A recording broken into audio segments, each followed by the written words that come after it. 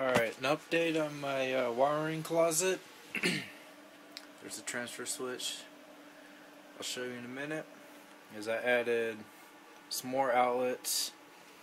I got this box thing and some more conduit, and that runs back to these 4 outlets that I installed, so that way I don't have to use a power strip anymore for now.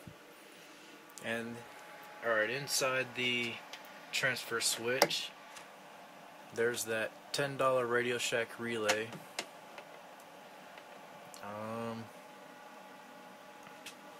See, I think these 2 wires right there, and one of those green wires that comes from the breaker box, and that goes into this relay. I'm not really happy how I taped that, and I'll get a better relay and mount it onto the junction box. Here's the power cord right there, and that's wired into the relay as well. And the power cord again goes to this power inverter, and you just plug that into your backup power supply. But right now, this will have to do. The relay is a double pole, double throw relay.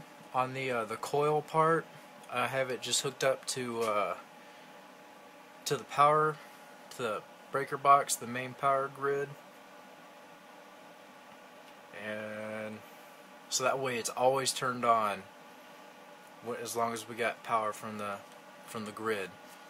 Once the power turns off, then if you don't know how a relay works, look it up. It automatically the relay will turn off and it'll switch over to this cord, and then it'll still send power out, to these outlets. And that's how I got that working. Yeah, and I didn't really notice that. I'll have to fix that too. That doesn't look good. LEDs, again, main and backup. Alright, electricity, where I got it from.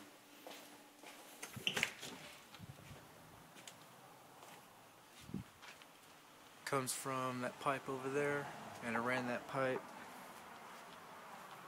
all the way to the top of the breaker box. If you can see it.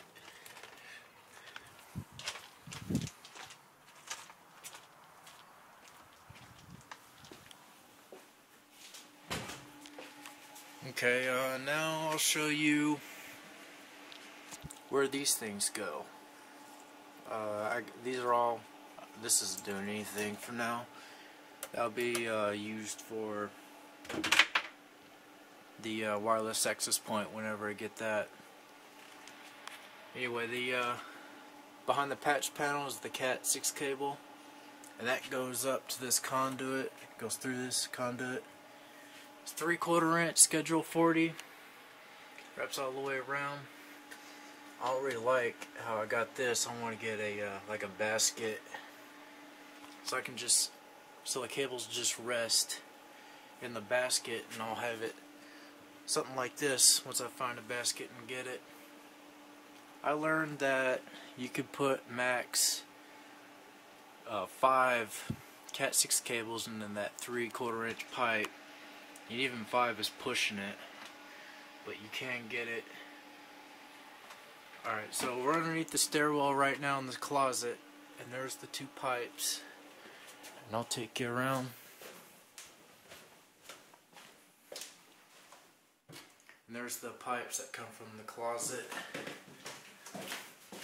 I had this one installed first, and then I painted it to match the walls, and I added this when I did the cameras. I needed the extra pipe because I couldn't feed the camera cable through. The painted pipes, I had a new one. I put that curve in it just using a propane heater. just bent it. That worked out really good, really well. There's two of the Cat 6 cables. They go to my bedroom, both of them. And then 3 of the Cat 6 cables and the 2 of the camera cables. They come up through here.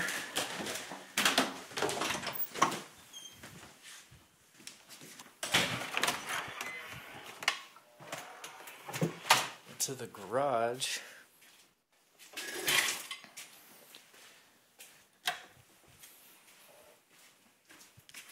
And that junction box right there. And then I ran 1-inch pipe all the way up to there, and that's where more branches out, I guess. There's a camera cable that overlooks the driveway, and there's a TV cable and a Cat 6 cable that goes through that hole to the bedroom. And then the other 2 Cat 6 cables goes through that crawl space, and then they go to different offices.